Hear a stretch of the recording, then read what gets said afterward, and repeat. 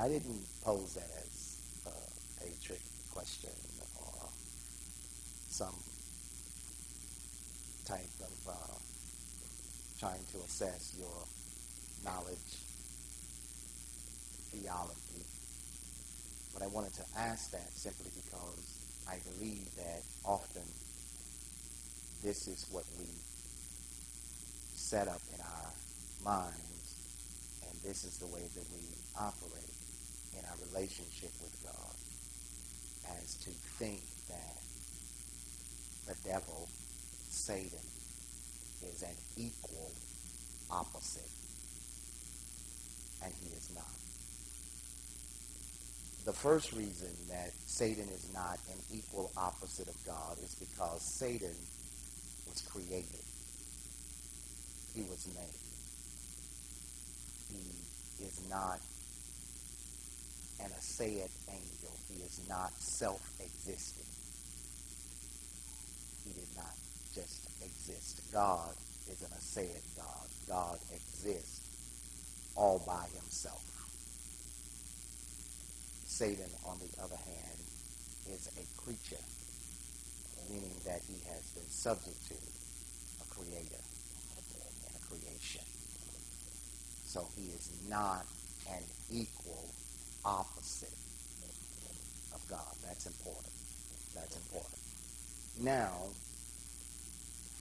the reason that I have premised with this question is because God chooses his battles. Say that with me. God chooses his battles. Now, if I am to be more like God, then I too must do what? Choose my battles. God has already told you that the battle is not yours. And if he chooses his battles, and he does not have an equal opposite, he has the upper hand on everything that engages itself as an enemy against him, because he has no equal opposite. Now, if I'm to be more like God, then that would suggest that my enemies also are not always adequate opponents. I need you to really get that tonight.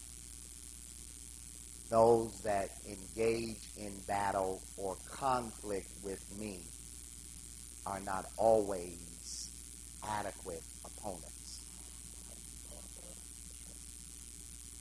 And I need to choose my battles. Can you think of anything or anyone among David's comrades, among his co-infantrymen? Can you think of anything that was in Saul's army that was an adequate opponent for David? Not now that you know that David defeated Goliath, who exceeded him in stature, who exceeded him in size, who exceeded him in strength. I mean, if David had have started with the least among his brethren in a fight to the top, then he would have had to fight a number of men, because he would have started with those that were of his same stature, his same size, and his same strength. He would have been like a boxer. He would have started in his own weight class. But seeing that God called him out and engaged him in his first battle against Goliath, now Goliath is the only one that he'll ever have to fight. Why so? It's because anyone who is not as tall as Goliath, as strong as Goliath, will never even engage in a competition with David.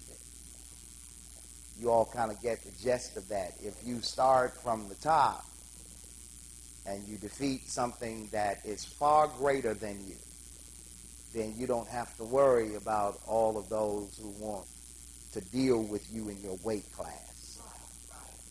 You have to choose your battles knowing that your opponent should be an adequate opponent. I think a lot of times that we engage in conflicts, even discussions and various other types of little battles in the church, out of the church, and home, that we engage in battles with people that are not adequate. And that reduces you. Really does not flatter you at all. Doesn't say much about what God is doing for you and what God is doing in you.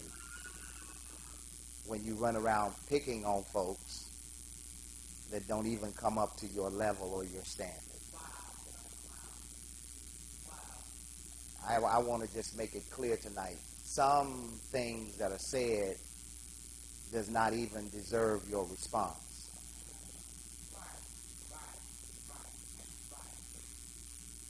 Everybody that says something to you or about you don't even deserve you turning your head to acknowledge that they said anything at all. You know, growing up as a kid, it was hard for you to talk about my mother. Because I was always of the mindset, you don't know my mother enough to say anything about her. Now, that wasn't my defense because I was afraid to defend the idea that you said something about my mother, but I thought that you were pretty ignorant to talk about somebody that you don't know. Because if you knew them, then you would not have said anything about them. Because if you knew them that well, then you would know that I were their son. And you just said the wrong thing about the wrong somebody, so I have to deal with you like you're ignorant. You just don't even know what you just said. I don't know whether that's your philosophy or not, but that's kind of my philosophy. So you couldn't get me angry by just calling out and saying your mama. Those were not fighting words for me. Those were not fighting words. I thought that I'd rather deal with you based on your ignorance. And you would be self-defeated, and what you just said does not even merit my attention. Now, on the other hand, if you do something, okay, now that's a whole different, okay, that's a whole different thing, okay. So, what we have to do is we have to work with things based on who is an adequate opponent. And I want to say again that a lot or a greater percentage of our time that we're spending on people discussing and trying to get down to the principles of the matter does not even merit our attention. I've asked you to go to Luke, and Luke is going to clarify everything, so I'm not running down the beaten path. I haven't reached a digression and taken off to another subject. I'm right on Luke chapter number 14 tonight. God has to have someone who would be equally opposite to him in order for it to be what we would judge to be fair. So we who are, what is man that thou art mindful of him, that you've given him dominion over all of these things and you have done him.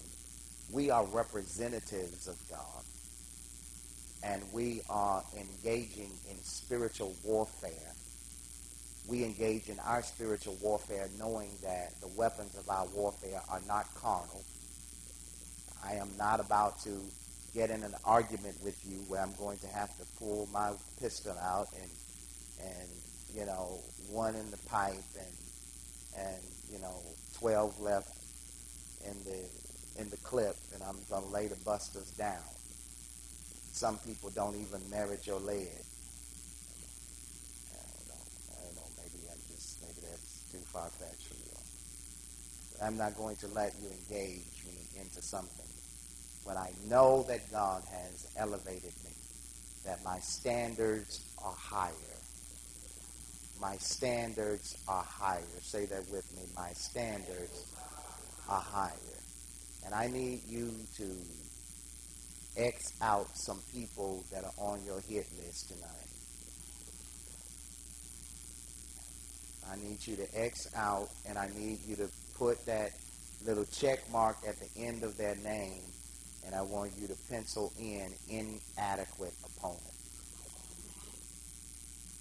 They don't deserve my attention. I need you to do that. I'm going to give you about 1 minute to go down your list, your top 10 most wanted, and I want you to check them off, and I'm going to get back in the subject, but when you check them off, I want you to be through with that.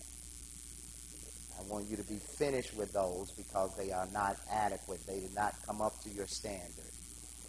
You are reducing what God has deposited into you. Now, while you're doing your check mark, you're down to about number 3 now because you're trying to decide whether you want to check that one off because they really, you got it out for them. They cause a lot. But you have to understand now that they are absorbing a lot of your energy. And you have to realize that this is not a battle of flesh and blood, but of principalities. And the enemy has his strategies. If I can drain you dealing with insignificant stuff, then you will not have strength enough to deal with things that really matter. It's hard to come in here and give God a praise when you've had to argue with someone that's just not going to hear anyway. I have to come and deal with attitudes that people are slinging around the church house, and you can't get your praise on because they have drained you for the last 3 days, and now it's a part of their strategy. The only reason that they're at church today is not to praise God. They're just there to intimidate you. Tell your neighbor that's principalities. And you need to tell them, by the way, that's a lot of power too. Because they didn't take it from you, you gave it to them. You allowed them to come in and to just disarm you and to just get you all disenfranchised to where you can't function and you can't praise. And the musician is trying to figure out, why is my one person, I got one in the alto section and one in the soprano section because they running mates and they are close together, but they got it out for them. So now the whole thing's falling apart. You're weakened where you should have strength. Now, in Luke chapter number 14, we are enlightened by an occasion where Jesus is extended an invitation to go to the Pharisees' house. Now, can we make it clear? The Pharisees have nothing for Jesus. I mean, is that okay tonight? I need to know that the Pharisees, now, I don't want you to go along with me, but I want you to that's important that's understood from the beginning. The Pharisees has nothing for Jesus. They don't have a thing. So let's go ahead and ask the question, why would you invite me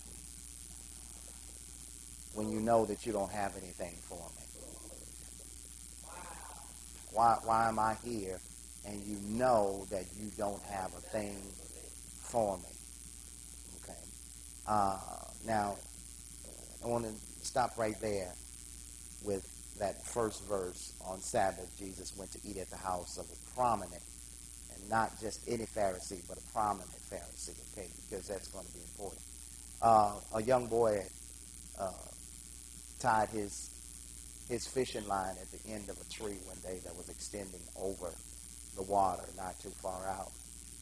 He didn't even have a pole, but he had a line, and he extended that line over into the water and tied it to a tree limb. Each time he'd get a nibble and pull it out, and he'd become extremely proficient at fishing that way. So there came a gang of boys around him that had some real fancy fishing poles and they had lures, and they just got all over him. I see my fishing partner out there, John, because he want to hear this story. And they just zipping their reels out there, and they roll them back in. They zipping them out there, and they roll them back in. Well, in the interim of all them doing their zipping and rolling, the little old boy just keep on pulling in the fish. And they still zipping and rolling. They just throwing all across his line. They making puddles in the water and rings and ripples in the water. So finally one of them asked him, how is it that you can catch so many fish? And we haven't caught anything. And we spent a lot of money for our fishing here. The little boy looked at them as he put his 15 fish in the bucket, and he said, y'all fishing for fun. I'm fishing for dinner. Yeah, it makes a difference when you know what you're doing and the standards that you have set up for yourself. Doesn't make any difference because people get foot fancy on you folks. Doesn't make any difference because they trying to outdo you or trying to outshow you. Okay? They will not be able to avoid the anointing that God has placed on you. I think I stressed this enough when I talked about Paul, and I'm turning a page and starting a whole new series tonight. And I'm glad to be able to do that because we had a break and we were not with you last Thursday. And then we're back this Thursday, so this is a good time. But I had already discussed with you in detail about them calling Paul out, but they were not really ready for Paul. Now here it is, they call Jesus out, and we know that they are not really ready for him. They are not an adequate, they are not a what? I wanted to hear you say it. They are not adequate opponents. But they invite him knowing that they don't like him. Now, look in verse number 1, and it says, Jesus went in the house of the prominent Pharisee in Luke 14. And then it is said that he was carefully watched. He was carefully watched. Now, I'm going to deal with this exegetically, but I'm not going to give a lot of commentary on every sentence, but you've got to start building your own commentary right there. One, I'm somewhere where I know people don't like me, and I'm being carefully watched. Now, I know that they already feel superior to me. I know that I'm supposed to be inferior in this room. I'm supposed to be one of the least in this room, okay? And it says that he was being carefully watched. Now, strange enough in this text, verse number 2 just strikes me strange. Verse number 2 strikes me strange. You go ahead and read it, and I'm going to move towards it too while you're reading it. It appears that Jesus is not the only one that looks out of place in this prominent Pharisee's house. Now, I don't know what their motives were. And I hope everybody's getting this tonight. I don't know what their motive was to invite Jesus in the beginning. Now, based on whether you're working from King James or not, but they had reserved seating at this supper. And they strategically and with motive set Jesus beside this other man who I cannot explain why he's there anyway. Now help me out with this. Anytime someone was impotent, blind, halted, maimed, diseased, we found them on the side of the road, sitting at a gate, sitting by a pool, down by the well, somewhere in the press. Why is this man who is suffering from dropsy, which is a disease of swelling? The man is all swollen. He has a lot of abnormal swelling about his body. Not so much that it's boils, but his skin has the appearance of elephantitis. You know, all blown up, bubbling.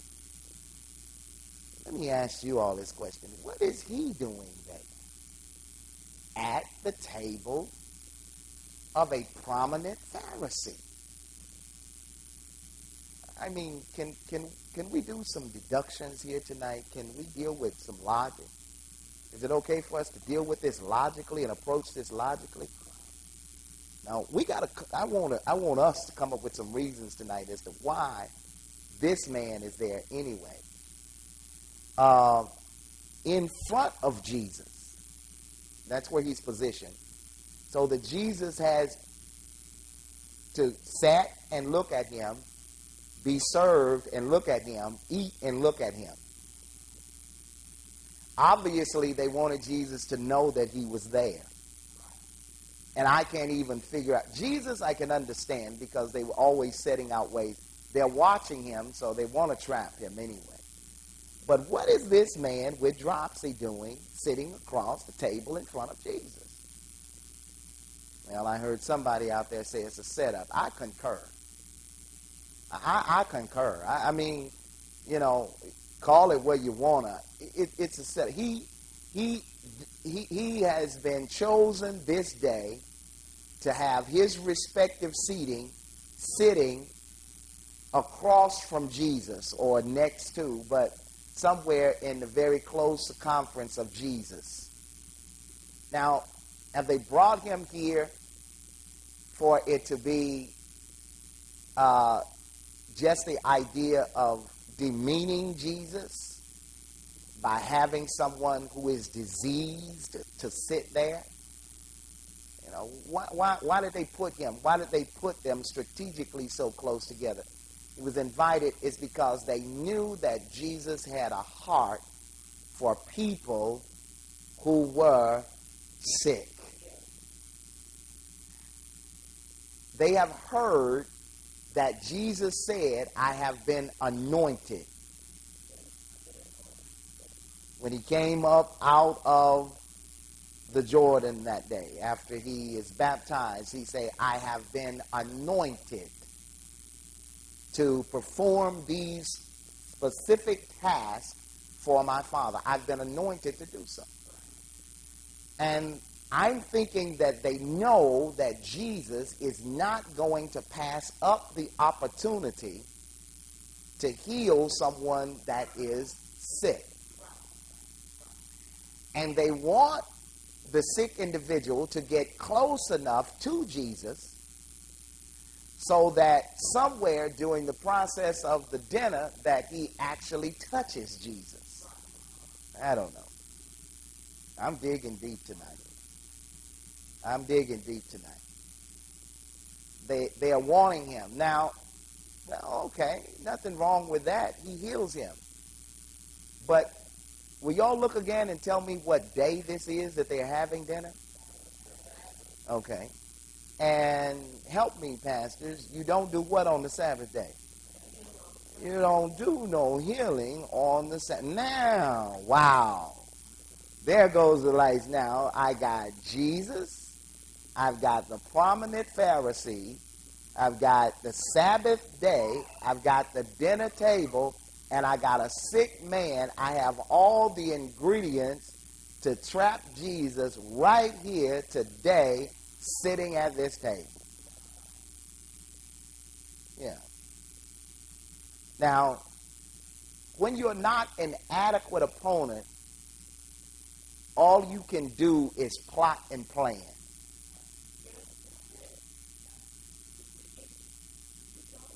That's all you have time to do is to see what's going to work next. Now, when AT&T, Samsung, Motorola, and every other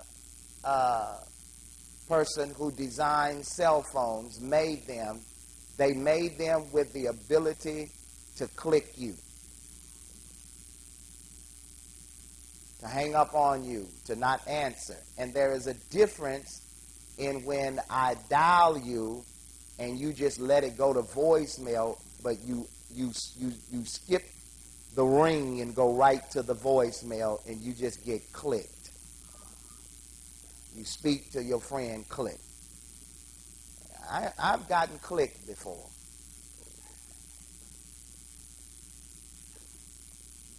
And that's all right too. Fact of the business being, I think I got clicked today.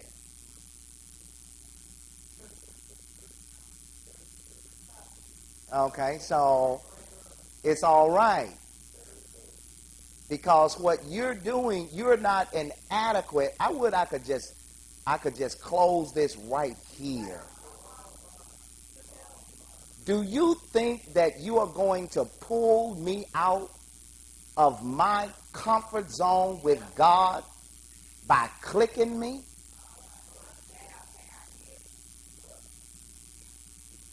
My hair is standing up on my head. The nerve of you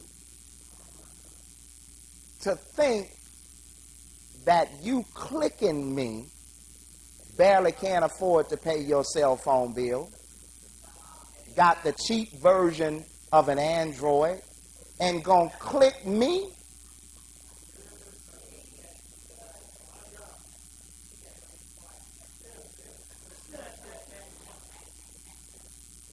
The nerve of you.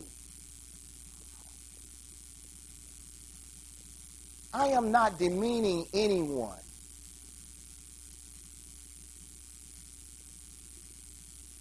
But I got a paid plan. You got an Obama phone.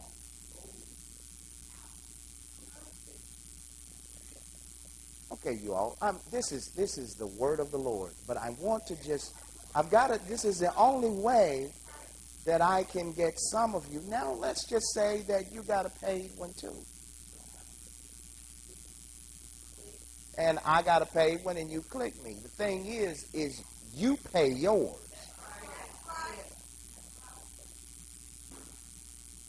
But I pay mine. And it's all right that you click me because you got a right that's yours to click me. But I'm going to show you that your strategy of clicking is not going to cause me to even respond to your ignorance. Stoop to your level because you are not an adequate opponent. If you were an adequate opponent, you would answer and say, before I talk to you on the phone, I need to talk to you face to face. Now, you and I have some equality. Now we are opposites equally. We have the right to agree to disagree. Now I can agree with you that we can disagree, but some folk does not even deserve the right to agree to disagree with. I hope I'm getting this clear tonight. I'm glad that I got a testimony tonight that I got clicked. Just to let y'all know that bishops get clicked too.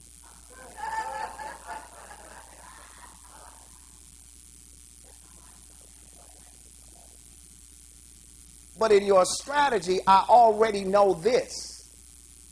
Before I dial you again. Whew.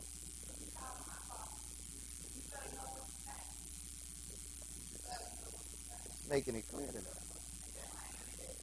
I don't like to beat in dust because I'm allergic to mess.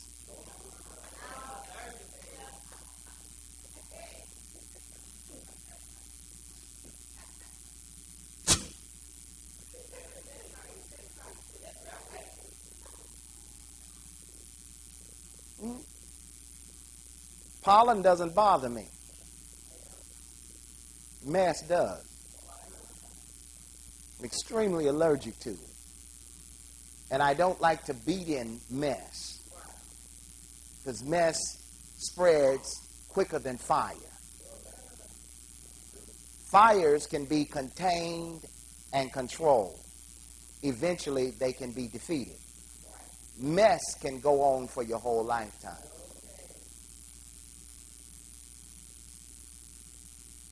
I don't want to say that's what's happening at the prominent Pharisee's house, but it looked like a bunch of mess to me.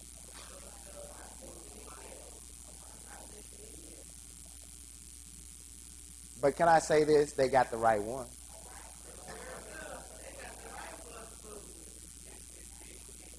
Y'all stay with us tonight. This is class night. They got the right. You gonna learn tonight?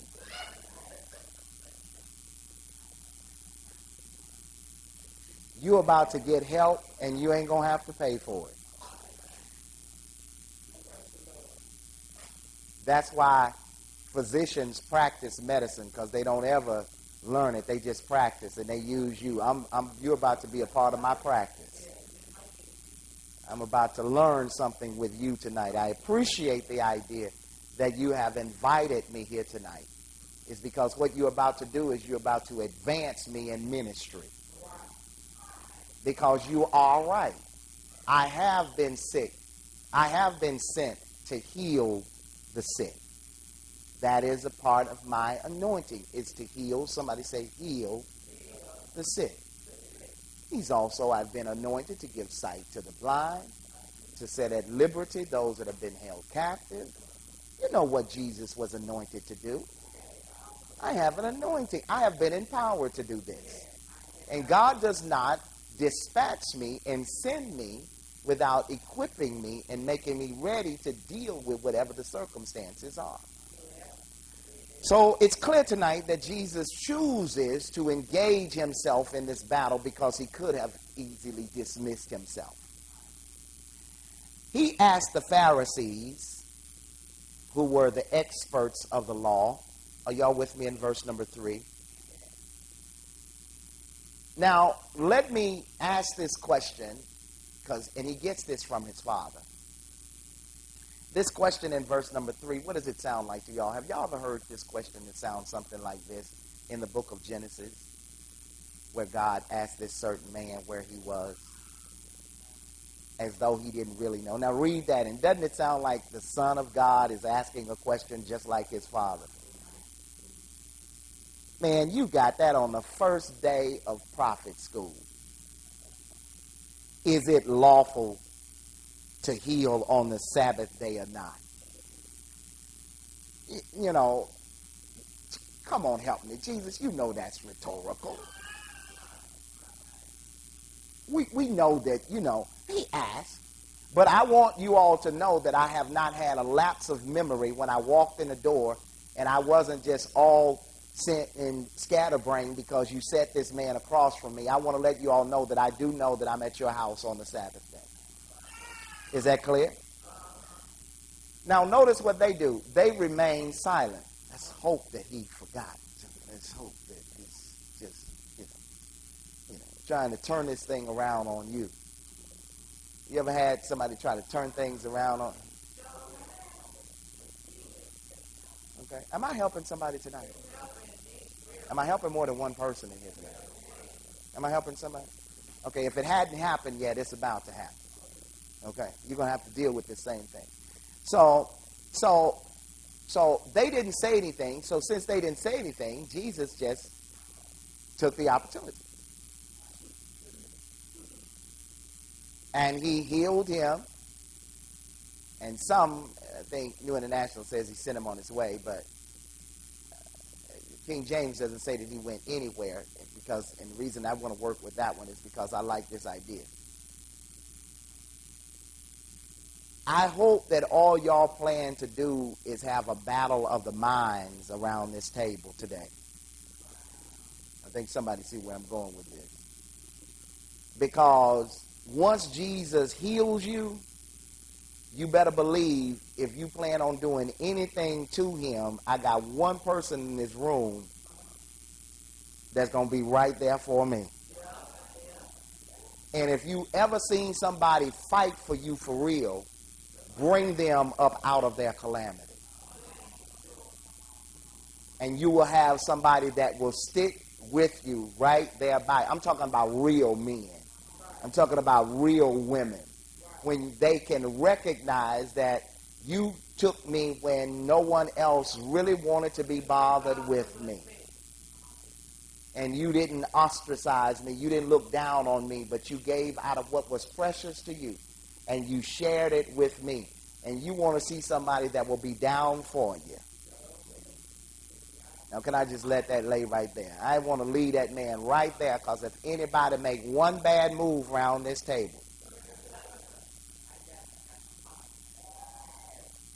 you know what I'm saying?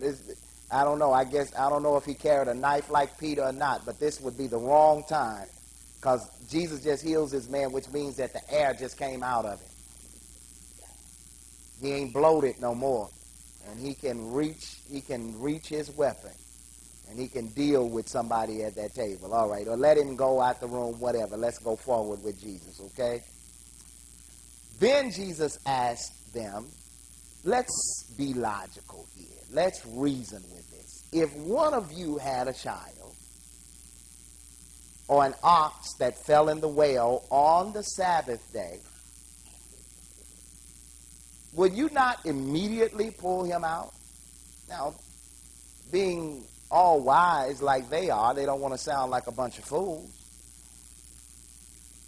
And you know that it's not going to do any good to go from sun up to sundown, includes the Sabbath, from the close of our Friday. Sabbath began 6 p.m. Until 6 p.m. Saturday evening, 24 hours later in our time, or the length of a Sabbath in their time. There is no reason to go to the well to get out an ox or a child in that period of time, because they are dead. But notice what they do in verse number 6. The cat has their tongue. First he asked them, is it rightful to heal on the Sabbath day? Now you want to know which one of y'all wouldn't go to get out something that was precious to you if it was caught up in a snare or in the way of danger.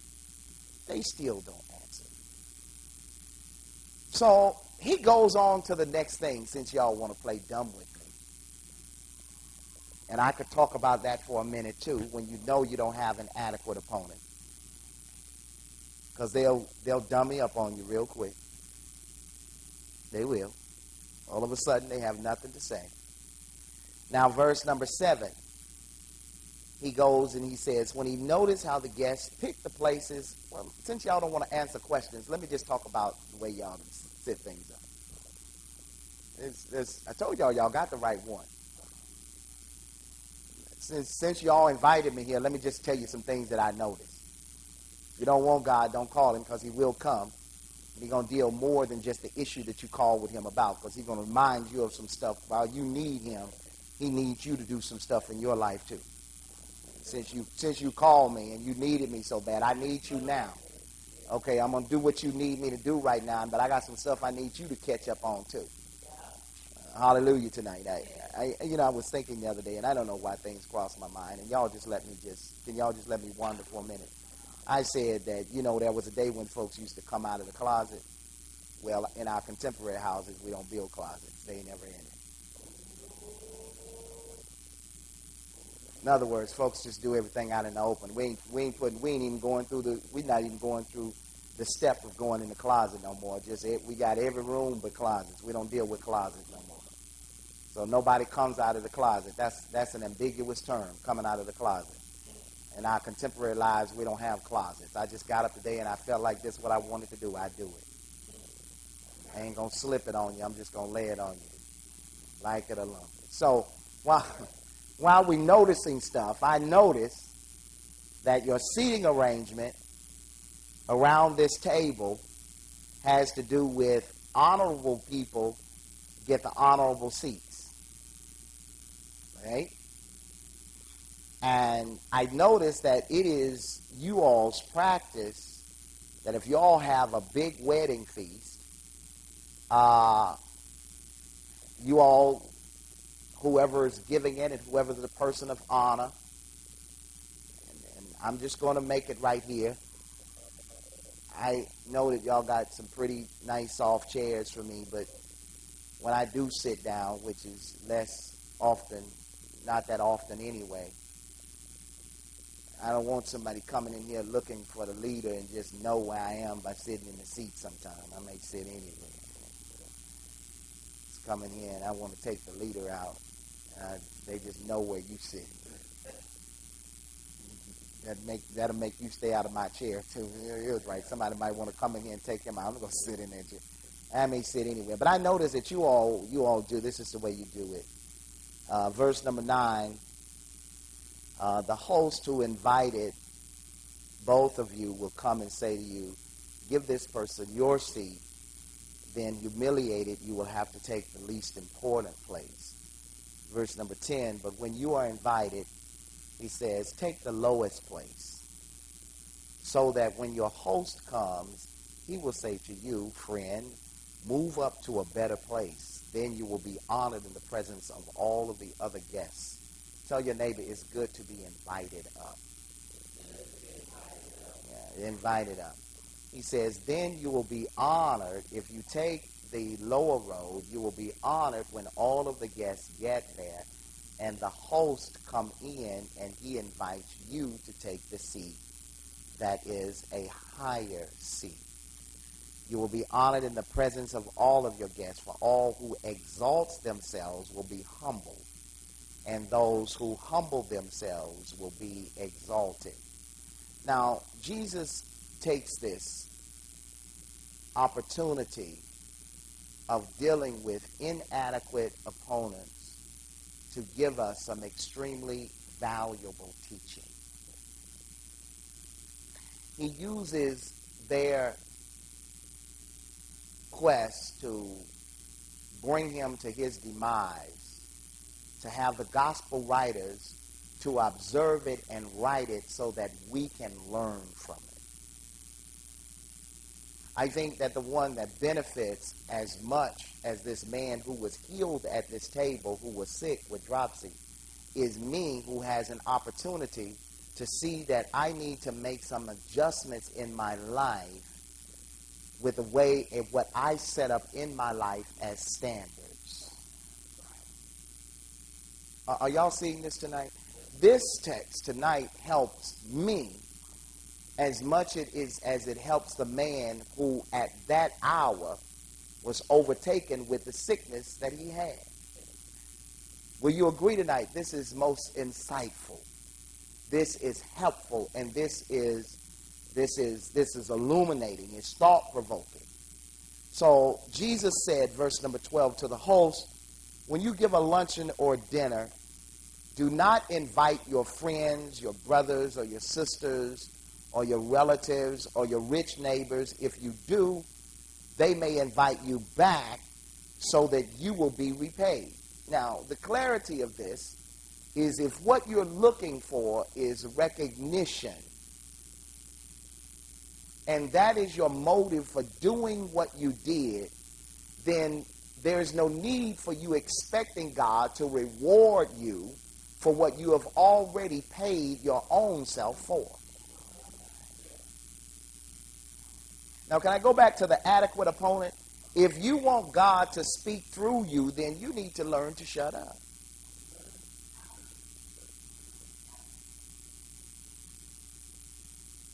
You know, if you want to open your mouth and let God give you the words to say, and you're going to be dealing with people, then you're going to have to say what God says say. And when God says don't say a thing, then don't say nothing.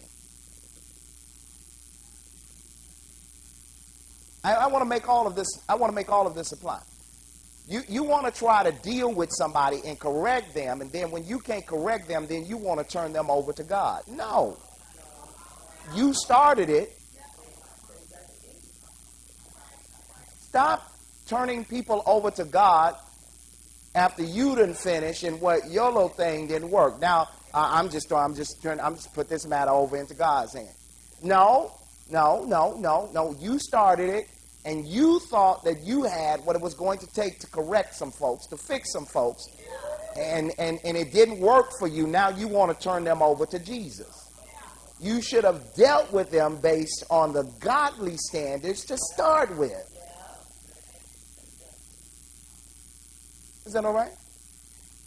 Because he would have shown you that they were inadequate for you to even engage like that to start with. All of that arguing and bickering. Jesus didn't engage in an argument. He used so much godly wisdom that they were the dummies, looking like empanandas. I asked you 2 questions, and you haven't answered a thing. What kind of host are y'all tonight? You invited me, and the only one at the table talking is me. That's what happens when you let God be your mouthpiece. When you let God choose your words. I'm glad this happened because it's helping me. He said to the host, well, let me tell y'all something about this little luncheon that you all gave here. He's not making small of it. I want to tell you about this little luncheon. Where's the host? Oh, there he is sitting in the big chair. When you give a luncheon, don't invite your friends. Okay? It's all right to have a covenant among yourself, people of God. It's all right for you to have a covenant. It's all right for you to have a covenant. Don't have a clique. Tell your neighbor, no clique, just covenant. Okay? And if you're in the clique, you need to get out of the clique. It has to be covenant. It has to be based upon what God has said and established based upon the guidelines and the principles of the Word of God if it's going to be a covenant, but not a clique. So now, we can't start picking and choosing who can come in and who can't come in. Oh, my God. But when you give a banquet, invite the poor. No, time's not going to permit me to do this like I want to tonight. But when you give a banquet, invite the poor, the crippled, the lame, the blind, and you will be blessed. Well, they could have turned and said right here, oh, well, that's why we invited him. But no, because y'all know the devil is a liar. That's not why you invited that man. Now, wouldn't that have been a good place for them to say, oh, yes, Jesus, yes, that's why we invited this man here tonight, is because we just know y'all did. That was your intent to sabotage my success. Okay. And if they had already did this, Jesus would not have made this a point in his teaching. Although they cannot repay you, you all look at this verse number 14, and you will be blessed. And somebody can stand to be blessed tonight. Deal with people who they may be inadequate opponents, but they are not there to fight with you.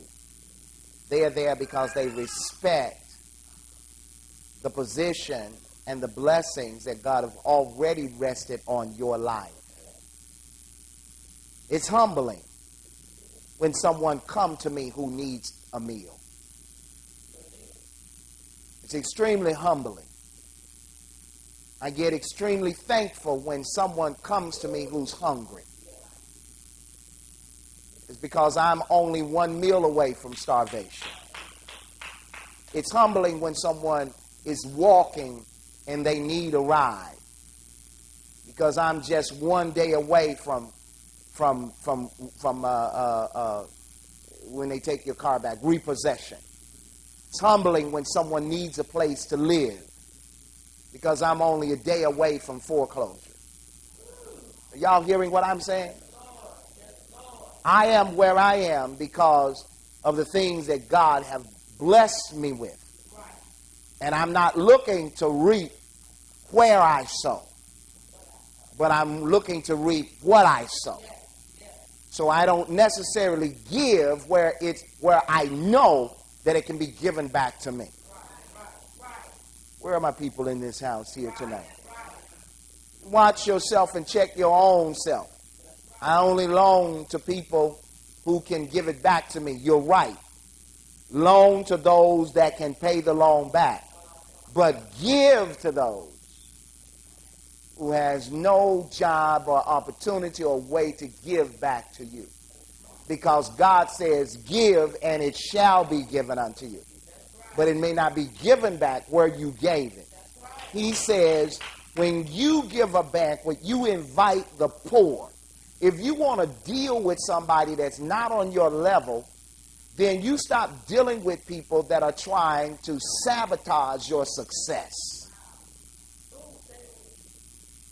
Stop dealing with stop dealing with church house racketeers. Stop dealing with people that are just pimping Christianity. Now, if you want to deal with somebody that's not on your level, then you look and you see someone that is the split image of where you once were. That does not have what you, as you did one day, you did not have it either.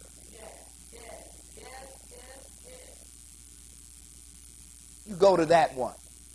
That person that is hungry is not going to argue with you if they are hungry. Whether you give them the heel on the loaf of bread or a slice. I hope y'all know what a heel on the loaf of bread is. Somebody out there said that's the best part. Man, when I was coming up, man, don't give me no peanut butter and jelly sandwich with that piece, the one-sided piece of bread, the heel of the bread, and you didn't learn what Mama taught you when you're hungry. You'll eat the heel and the toe too of the bread when you're really hungry. A person that really needs you will not side with you. They will not argue with you. They are not trying to draw you into a debate. But they respect what God has done in your life. I hope y'all are hearing me. If you really want to start expending some of that energy you have, deposit it into people who really want to get to know God, who really recognize what the Lord has done in your life and has enough respect to see and not try to sabotage you. God says that the harvest is plentiful. Dealing with these people around here that all they want to do, all of their life has been arguing and bickering and fighting. And there you are falling again into that same old trap. It's enough of that.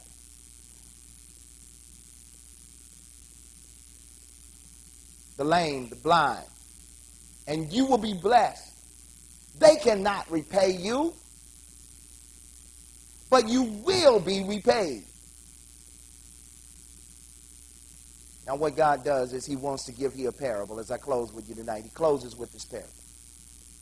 And he says, one of those at the table heard this, and he said to Jesus, blessed is the one who eats with you at the feasting of the kingdom of God. Jesus replied and he says, let me tell you this. Because I think that you all think tonight that you all have made some headway just by inviting me to this supper. But there has to be a standard that's set. And I want to make it clear here. Verse number 17. At the time of the banquet, he sent his servant. Jesus replied, a certain man was prepared. Verse number 16. The master prepared a great banquet. The great host prepared a great banquet. And he invited many guests. And at the end of the banquet, he sent his servant to tell those who had been invited. Now, let me just stop to let someone know tonight that you have been extended an invitation to come into the presence of God. What do you mean I was extended an invitation? Not by the pastor, but the Spirit says come. And the bride says come. And let whoever is athirst, let him come and let him drink of the water freely. Somebody said, God extended me an invitation. I didn't choose him. He chose me. Now look at yourself and say, I was chosen. I'm only here tonight because I was chosen. If you're sitting and you're listening to me streaming tonight, the only reason you're sitting there and you're a child of God is because you were chosen. You were extended an invitation. You are where you are with God because God invited you into the Holy of Holies. If you're getting a taste of what God is casting out into the atmosphere, it's because you were extended an invitation to be here. The only reason that you know anything about destiny is because God extended you an invitation, open to you a word of knowledge, that you could even know what destiny is all about, while you're slinging around like it's something fancy. The only reason that you have any knowledge about anything is because God have made it known to you, the mysteries. Tell your neighbor, the only reason I'm special is because I was invited to be here. A lot of times we want to play the host of salvation. You're not the host of salvation. You hadn't died for anyone. You haven't given your life for anyone. You're not the great host. You're only here because you were invited. So the great host invited many guests. But they all alike began to make excuses. The first said, I've just bought a field and I must go and see it. Please excuse me. Another said, I've just bought 5 yoke of oxen and I'm on my way to try them. Please excuse me. Still another said, I just got married, so I can't come home. So I can't come. And he just made it clear, I just got married, I can't come. That don't even sound like an excuse to me. He just say, I got married, I can't come. Yeah, it still is an excuse when it comes to God. I just got married. Because even when you get married, you got to think about who gave me my wife to be married to. The servant came back and reported this to the master. Then the owner of the house became angry and ordered his servant, go quickly out into the where? The streets. Go out into the alleys, hedges, the byways. Who do I want you to bring in? I want you to bring in the poor. I want you to bring in the crippled. I want you to bring in the blind. I want you to bring in the lame. You mean to the great host house? Yes, I want you to bring them. Now let me tell you, while you're going out to get some of these people, don't you look down your nose at people. Because I just told you, you're just a day away from repossession. You're just a day away from foreclosure. You're just a day away. You're just 1 meal away from poverty. Are you hearing what I'm saying? Don't look down. Start looking at and being homophobic and all of the rest of this stuff, that xenophobic, being xenophobic and all of this. You just got an issue with races. You're just prejudiced and everything, looking down your nose. Tell your neighbor, how dare you look down your nose.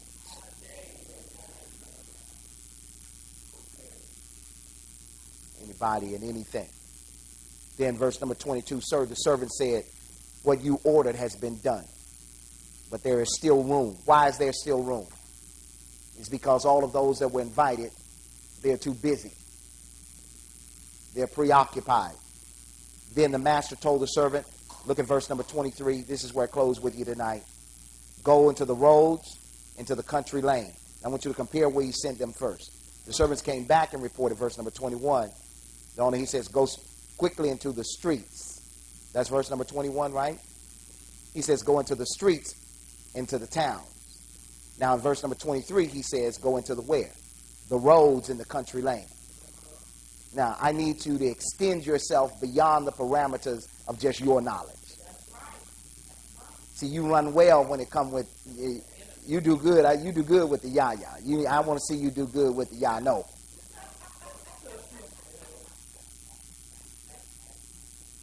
Don't you dare look down your nose. If you want to impress me with your sorority, you want to impress me with your covenant partners, then I want you to go out and I want to see you make of them. I want you to cause them to become what I've caused you to become. I want to see you really work what you work. Work your magic. Tell the people in your covenant, let's work our magic. I want to get somebody that's been turned down, somebody that's been cast out, somebody that's been ostracized, so that they can see them and say, that can't be. Sure. He says, I want you to go.